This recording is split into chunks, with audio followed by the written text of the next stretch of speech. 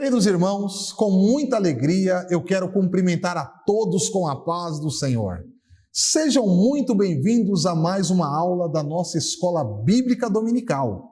E como já dissemos nas aulas anteriores, estamos estudando nesse trimestre, na nossa revista de adultos, o tema A Supremacia das Escrituras, a inspirada, inerrante e infalível Palavra de Deus. E na aula de hoje estudaremos a lição 11 com o tema Lucas Atos, o modelo pentecostal para hoje. Veremos a ação do Espírito Santo na vida e ministério de Jesus, no ministério da igreja em Atos dos Apóstolos e a importância da promessa do batismo no Espírito Santo. Pedimos a você que já vá compartilhando essa aula para que mais irmãos sejam enriquecidos por esse conteúdo. Antes, porém, vamos fazer uma breve oração.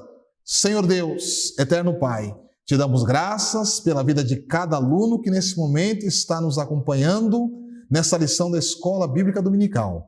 Venha abrir o entendimento de cada um e que o seu Espírito Santo venha revelar a sua palavra, a sua grandeza a todos nós. É o que te pedimos em nome de Jesus. Amém. Curiosidade bíblica. Você sabia que Lucas não foi discípulo direto de Jesus? E que ele escreveu o terceiro evangelho e o livro de Atos dos Apóstolos? Apesar da Bíblia não dizer muito sobre quem foi Lucas, sabe-se que ele era médico e um grande colaborador do ministério do apóstolo Paulo. Vejamos o que nos diz o texto áureo. Texto áureo. E todos foram cheios do Espírito Santo e começaram a falar em outras línguas, conforme o Espírito Santo lhes concedia que falassem. Atos capítulo 2, versículo 4. A verdade prática nos diz: a atividade do Espírito Santo e suas implicações na vida cristã são o padrão bíblico adotado pelo crente pentecostal. Leiamos agora a leitura bíblica em classe para a lição de hoje. Acompanhe conosco a palavra do Senhor. Leitura bíblica em classe. Lucas capítulo 1, versículos 21 e 22. E Atos capítulo 2, do versículo 1 ao 4. E o povo estava esperando a Zacarias, e maravilhava-se de que tanto se demorasse no templo. E saindo ele, não lhes podia falar, e entenderam que tivera alguma visão no templo, e falava por acenos e ficou mudo. Cumpriu-se o dia de Pentecostes. Estavam todos reunidos no mesmo lugar. E de repente veio do céu um som, como de um vento veemente e impetuoso, e encheu toda a casa em que estavam assentados. E foram vistas por eles línguas repartidas como que de fogo, as quais pousavam sobre cada um deles. E todos foram cheios do Espírito Santo e começaram a falar em outras línguas, conforme o Espírito Santo lhes concedia que falassem. Muito bem, conforme já dissemos, nesse trimestre estamos estudando a supremacia das Escrituras, a inspirada, inerrante e infalível Palavra de Deus. E a introdução da nossa lição nos diz que Lucas Atos são 2 volumes de autoria do médico amado. Os relatos são escritos a partir de premissas históricas e teológicas. Registram que a unção do Espírito que repousava em Jesus também foi concedida à igreja. Desde Pentecostes, o derramar do Espírito Santo permanece como modelo para a igreja de Cristo. Pois bem, vamos passar agora à análise da lição de hoje. Meus queridos irmãos, a unção do Espírito Santo que repousou sobre Jesus, ela desceu de forma corpórea como pomba. É uma passagem muito conhecida da igreja. E nós vamos analisar no livro de Lucas, capítulo 3, os versículos 21 e 22, que essa forma corpórea, ela demonstrou o símbolo de Israel, porque a pomba, ela também simbolizava para Israel um significado muito importante. E, por sua vez, essa pomba, ela representou um sinal externo da vinda do Espírito Santo. É por isso que Lucas registra que o Espírito Santo, ele veio de uma forma corpórea, como pomba, para que todos pudessem ver, para que todos pudessem visualizar a representação do Espírito Santo, ou seja, todos viram. Já o livro de Atos, ele registra a descida do Espírito Santo de uma forma diferente. Atos 2, versículos 2 a 4, nos diz que o Espírito Santo, ele veio como um vento veemente e impetuoso. Ou seja, o Espírito Santo, ele veio com um som muito forte, o ímpeto de um vento.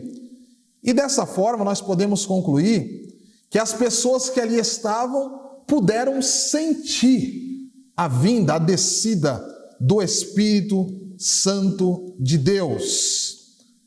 O vento veemente e impetuoso, ele é caracterizado, o próprio profeta de Israel, profeta Ezequiel, seu capítulo 37, versículos 9 e 13, ele faz uma alusão a esse vento como símbolo do Espírito Santo. E o Espírito Santo no Antigo Testamento, ele era concedido para poucos. E esses poucos que recebiam a presença do Espírito Santo eram aqueles que recebiam cargos especiais, como sacerdotes, juízes, profetas. Nós vemos, por exemplo, o profeta Moisés. Moisés, o grande líder de Israel, ele recebia o Espírito de Deus na sua vida para profetizar, para julgar, para conduzir a nação de Israel. Como nós destacamos aqui, o Espírito Santo, lá no Antigo Testamento, ele era concedido a apenas algumas pessoas. E se nós voltarmos a nossa atenção para o livro de Números, capítulo de número 11, versículo de número 29, nós iremos observar um acontecimento ali na congregação de Israel, quando o Senhor pediu para que Moisés escolhesse 70 anciãos. A Bíblia diz que o Espírito do Senhor repousou sobre aqueles anciãos e depois se retirou deles. Mas no arraial, a Bíblia registra a presença do Espírito Santo na vida de 2 homens. Esses 2 homens, eles continuaram a profetizar, de forma que alguém se sentiu incomodado com o exercício do ministério profético na vida daqueles 2 homens chamados Eldade e Medade. Olha só o que Josué veio falar para Moisés: Moisés, tu não queres que eu vá lá e peça para que eles parem de profetizar? Ou seja, Josué, ele se sentiu incomodado porque ele sabia, ele tinha conhecimento de que o Espírito Santo de Deus, ele era derramado sobre a vida de algumas pessoas em especiais, pessoas que detinham a condição de sacerdote, de juiz ou de profeta, mas havia ali na congregação, ali no arraial, esses 2 homens, Eldade e Medade, que estavam profetizando. E aqui, o que nos chama a atenção é que nós vemos no Antigo Testamento, Moisés com um anseio de que o Espírito Santo de Deus não ficasse restrito tão somente a esse pequeno número de pessoas, não fosse derramado apenas sobre liderança, sobre sacerdotes, profetas ou juízes, mas o desejo de Moisés é que o Espírito Santo de Deus, ele fosse derramado sobre toda a congregação, sobre todo o povo. E nós vemos isso em Números 11 e 29. E possivelmente Deus ali estava ouvindo o desejo, e por que não dizer a oração de Moisés, para que um dia todo o povo viesse a ser contemplado com o recebimento do Espírito Santo. O próprio Jesus Cristo, ele revestiu os seus discípulos com o Espírito Santo através do vento. E nós estamos nos referindo a essa passagem que está em João, capítulo 20, versículo 22, porque o vento, como disse Ezequiel, ele representa, sim, para nós, o Espírito Santo de Deus. Jesus, o Evangelho segundo escreveu São João, capítulo 20, versículo 22, ele se utilizou do sopro. E o sopro nada mais é do que um vento que é gerado através dessa ação, do ser humano. Quando nós sopramos, nós produzimos vento. E Jesus se utilizou do seu sopro para introduzir o Espírito Santo na vida dos seus discípulos. João 20 e 22. O primeiro tópico da nossa lição fala do Evangelho de Lucas, o Espírito Santo no ministério de Jesus Cristo. E cabe aqui uma observação que é de suma relevância para nós que somos estudiosos da palavra de Deus. O envolvimento do Espírito Santo em todas as fases da vida de Jesus, inclusive na fase concepcional, ou pré-concepcional, isso nos demonstra que Jesus, ele tinha sim uma natureza humana. Se Jesus não tivesse essa natureza humana, para que a ação do Espírito Santo de Deus em sua vida? Logo, nós podemos aqui chegar a uma conclusão que a ação do Espírito Santo de Deus na vida de Jesus, em todas as fases da sua vida, desde o período pré-concepcional, nos revela e também ratifica aquilo que nós cremos, que Jesus também tinha natureza humana e por esse motivo ele dependia também da ação do Espírito Santo de Deus na sua vida para executar as obras do Pai aqui na terra. Lucas, ele dá ênfase ao papel do Espírito Santo no advento do Messias.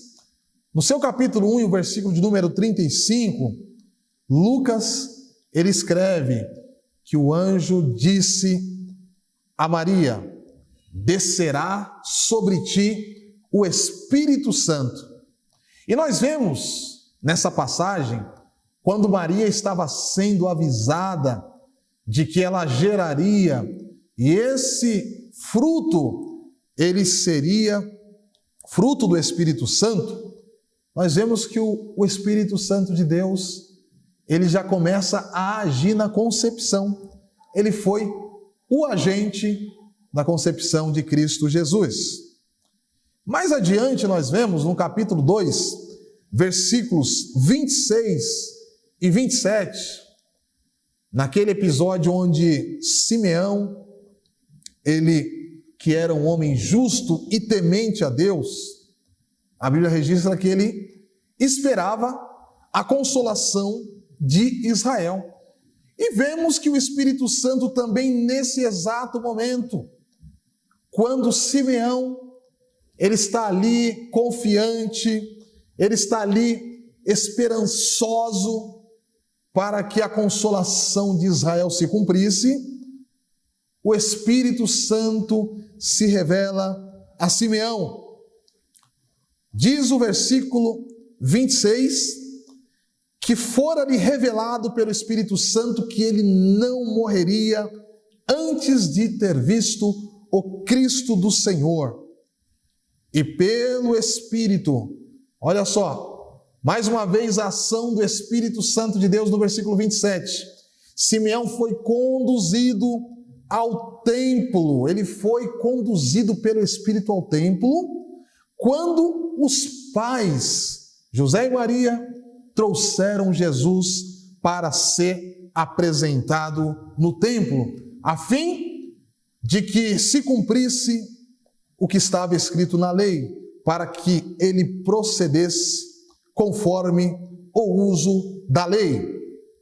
Pois bem, meus irmãos, Lucas capítulo 3 e o versículo de número 16 também nos registra mais uma ação do Espírito Santo de Deus na vida de Cristo Jesus. E que fase é essa?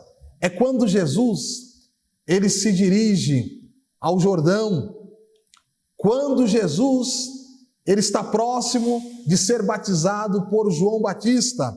João, ele diz no versículo 16 do capítulo 3, este vos batizará com o Espírito Santo e com fogo. João, portanto, ele dá ênfase à importância do Espírito Santo de Deus que passaria a agir na vida de Cristo Jesus, onde ele batizaria com o seu Espírito e com fogo. E como nós vemos aqui na nossa leitura, no versículo de número 22, esse Espírito Santo, que vem desde o início, desde a concepção de Cristo, atuando e agindo em todas as fases da sua vida, ele desce sobre Cristo, no momento em que esse está sendo batizado. E em uma forma corpórea como de pomba, ele é visto por todos que ali se encontram. Lucas capítulo 4, o versículo de número 1, nos diz que Jesus, cheio do Espírito Santo, olha só, mais uma vez, Lucas dando ênfase à presença do Espírito Santo na vida de Jesus. Jesus, ele volta do Jordão, cheio do Espírito Santo, e esse Espírito, o que ele faz? Ele conduz Jesus ao deserto. Jesus, cheio do Espírito Santo, é conduzido por esse Espírito ao deserto para quê? Para ser tentado pelo diabo. E esse enfrentamento de Jesus Cristo ao diabo não foi por um acaso, foi ordenado por Deus. Olha só que interessante. Israel fracassou no deserto. Israel sucumbiu no deserto. Israel deixou de confiar no Senhor por diversos momentos no deserto. E esse direcionamento do Espírito Santo de Deus em conduzir Jesus ao deserto para que ali fosse tentado para o diabo, ou pelo diabo, nos traz uma simbologia importante na vida de Israel. Porque onde Israel fracassou na fé, que foi no deserto, Jesus demonstraria uma lição de vitória. Jesus venceria o adversário no deserto. E ele não venceria o adversário se ele não tivesse cheio do Espírito Santo. Portanto, aluno, é muito importante, é necessário que nós, crentes, busquemos e tenhamos em nossa vida a presença do Espírito Santo de Deus. Assim como Jesus Cristo, que estava cheio do Espírito Santo e por isso venceu o adversário, nós, nos dias de hoje, venceremos toda a adversidade, venceremos a tentação, nós venceremos todo embaraço, todo empecilho, se estivermos cheios do Espírito Santo. Lucas capítulo 4 e o versículo de número 18, nós vemos também o próprio Cristo Jesus, ele fazendo menção do Espírito Santo de Deus que estava sobre ele, quando ele cita o profeta Isaías, e ele diz: o Espírito do Senhor Jeová está sobre mim.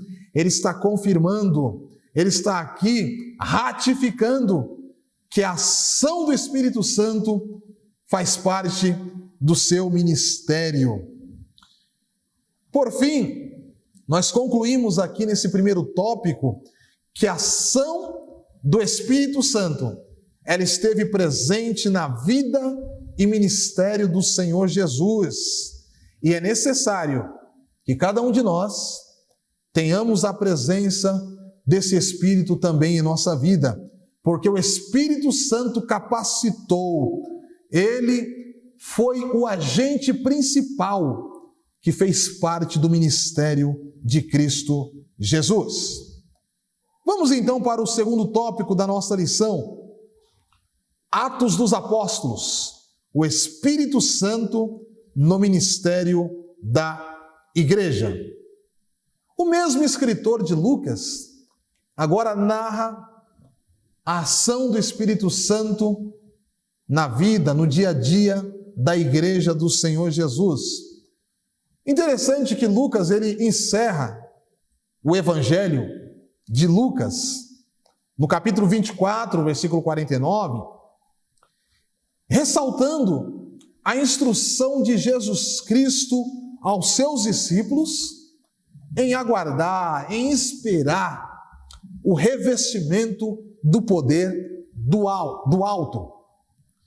Portanto, esse final de Lucas e o início do livro de Atos revelam a transição da ação do Espírito Santo de Deus, que agiu no ministério de Jesus, mas agora passaria a atuar no dia a dia das ações da Igreja de Cristo Jesus.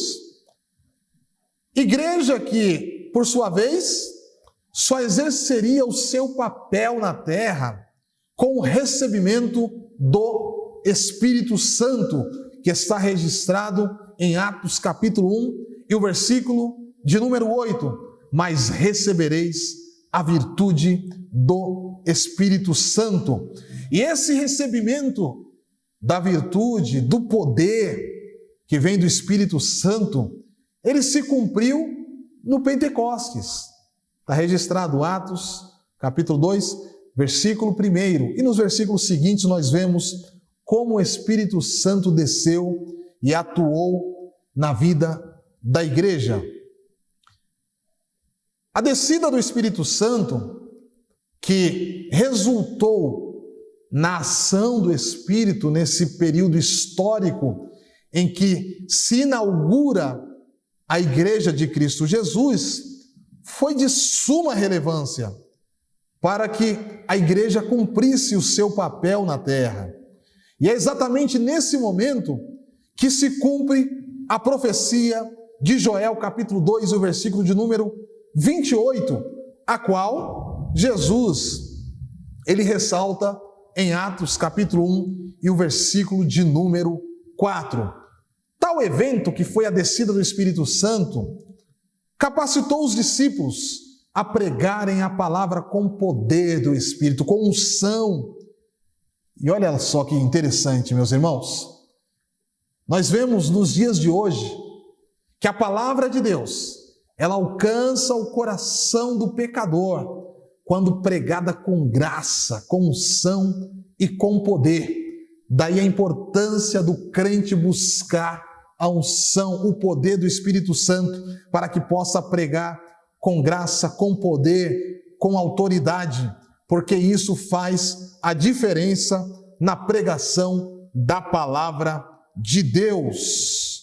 Portanto, é necessário que todos nós busquemos e mantemos em nós a presença do Espírito Santo, para que possamos propagar o reino de Deus e a igreja de Cristo Jesus continuar sendo expandida na terra. Por fim, o tópico 3 nos apresenta o modelo pentecostal para a igreja de nossos dias. E ser um crente pentecostal, ao contrário de que muitos às vezes pensam, não é ser um crente barulhento, não é ser um crente descontrolado, agitado. O cristão pentecostal jamais perderá o seu controle, ele sempre estará consciente. Tanto é que o apóstolo Pedro, após o Pentecostes, ele estava cheio do Espírito Santo. Ele se colocou de pé e ele pregou, ele proferiu um longo discurso, ele não estava fora de controle. Ele estava controlado, consciente. E essa pregação que estava sendo ministrada por Pedro, com autoridade, com unção, ela resultou na conversão de quase 3.000 pessoas. Receber o batismo no Espírito Santo é diferente de ter o Espírito Santo.